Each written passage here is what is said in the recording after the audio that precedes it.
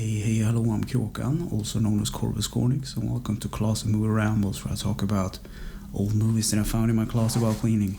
This week's movie is Pompoko, and it's a Studio Ghibli movie from 1994, and it's about 1 hour and 54 minutes long. And the movie starts with a group of Japanese children singing about the tanuki. And the tanuki are basically raccoons with big balls. So these tanuki or raccoons, they are moving into an abandoned farmhouse, but due to the expanding of the industry of the Japanese people, they tear down their house, and they are forced to move into other territories, and there is feuds and over food and everything because the forest is basically becoming smaller because of industry and the human expansion.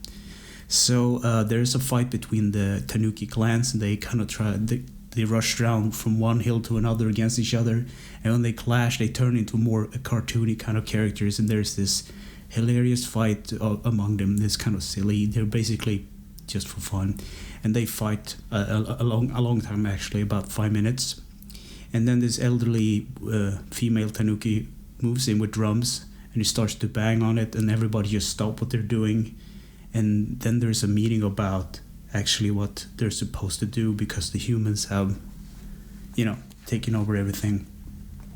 So they decide to use their powers basically to scare the humans away.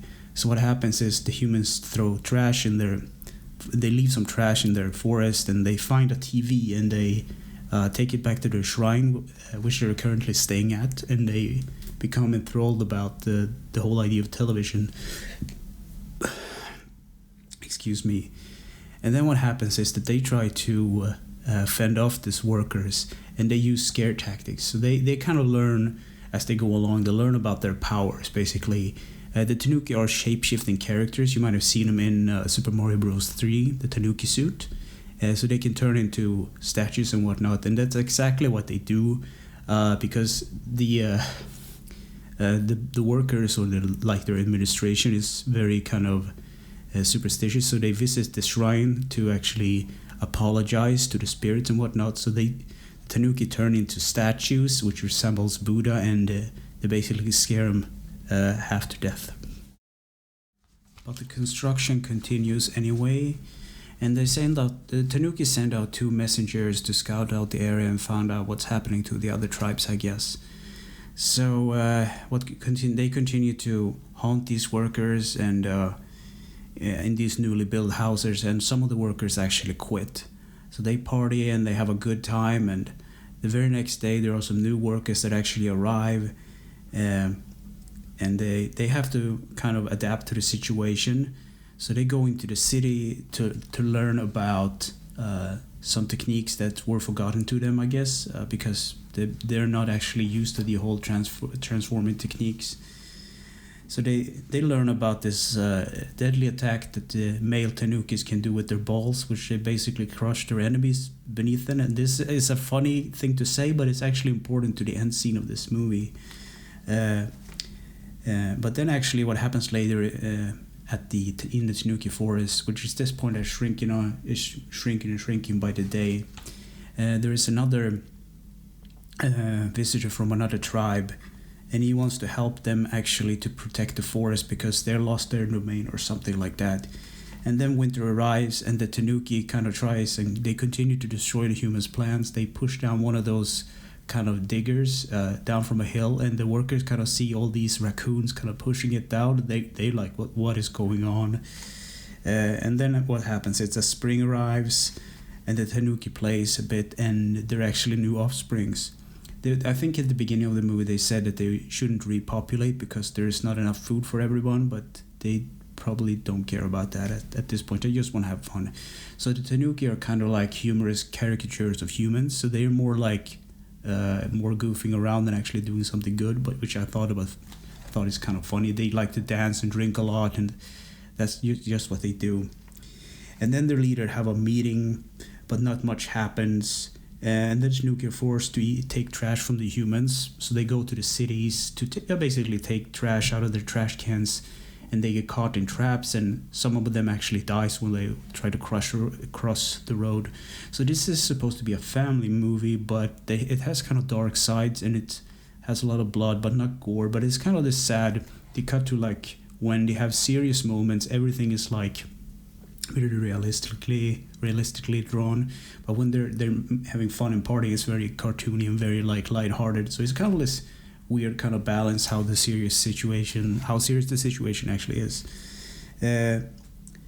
And then one of the characters actually got injured in the beginning of the movie. Gunther, he is healed up and he wants to take revenge upon the humans, but there's some arguing among them because they kind of want to get rid of the humans, but anyway, then they have to give up like pizza and hamburgers and all these things they like, so they kind of have to. It's like this funny scene. It's kind of dark, but it's funny because they kind of want that pizza, because that's what the humans bring to their trash, I guess.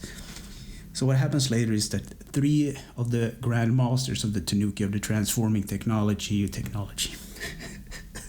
or kind of Shinto or whatever you call it, they arrive at the Tanuki shrine and they agree to help them.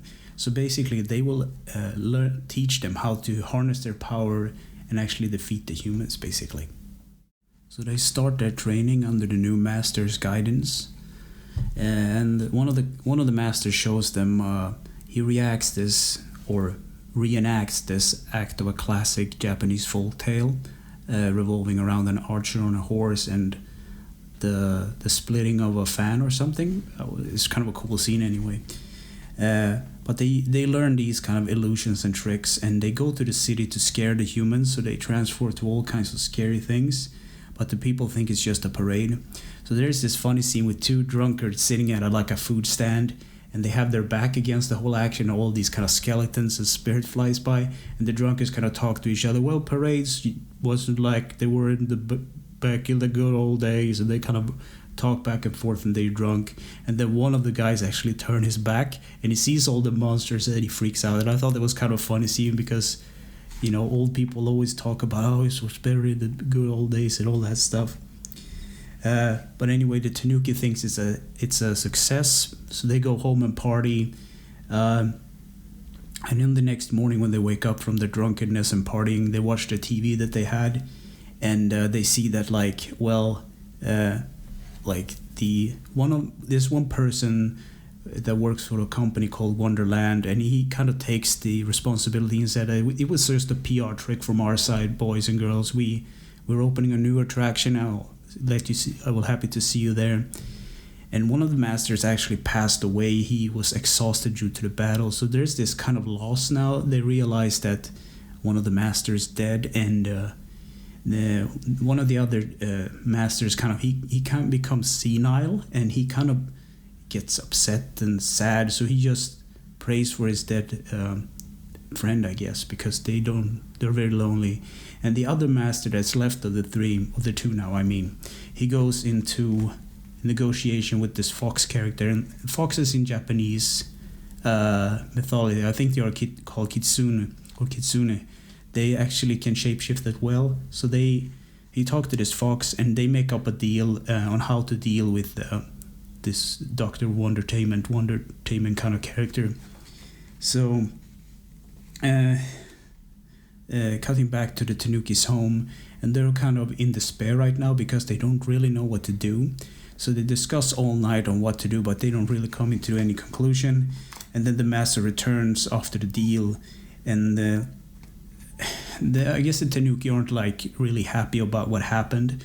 So they kind of are divided on this. The senile master, one of the 2, he starts a Buddhist kind of dancing cult. So he goes around banging drums and dancing and singing. It's really weird, but I guess it's a Japanese thing. And the one master that made a deal with the fox, they actually make like a trick. They trick basically Wondertainment, the character, and he takes all of their money, and it's like a hot air balloon that kind of flies away. And some of the other Tanuki used the forbidden power about the ball crushing technique, so they basically fly up and they kind of crush down on the people, but it all ends badly, and it's kind of a sad scene, really, like seeing all they built is kind of brought back and kind of pushed back. Whatever they do, they can't stop the humans at this point.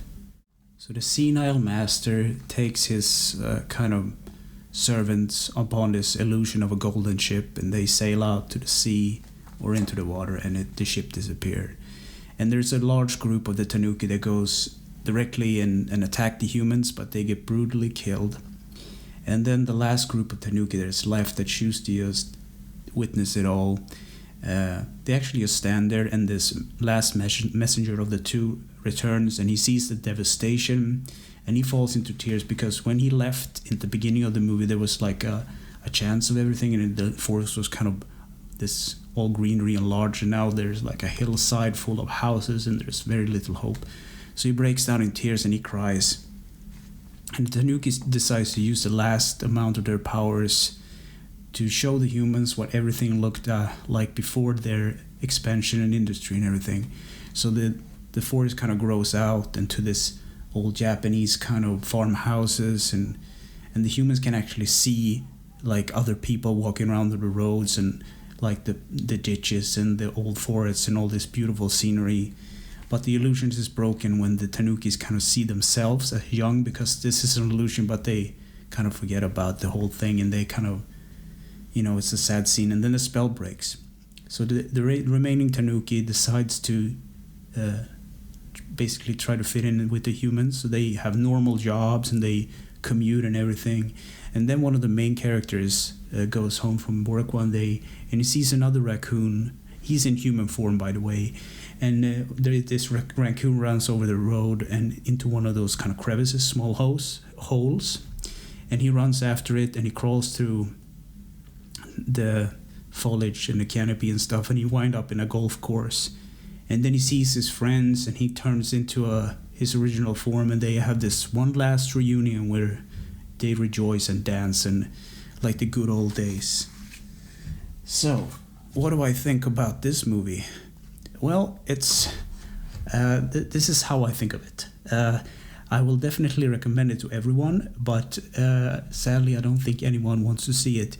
So it is like this kind of widened perspective on how industry is not good for like the animals and the environment, and how we people don't really care about it. And it's one of those messages like, think about it, when we humans kind of we're the only animal that doesn't really adapt to the environment.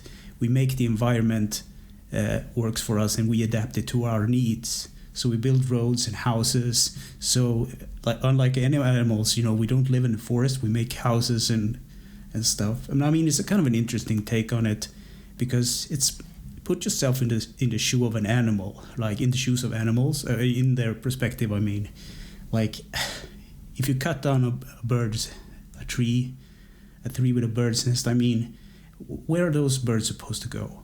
I mean, what happens to the eggs? What happens to his partner or whatnot? It's kind of this dark kind of thing. So, I mean, there are probably better movies to describe like the whole kind of ecosystem and how it works, and how we people kind of fuck it up all the time. But anyway, I think I definitely recommend it, and it's up to you to watch it or not, I guess. So anyway, thanks for watching and listening, and take care.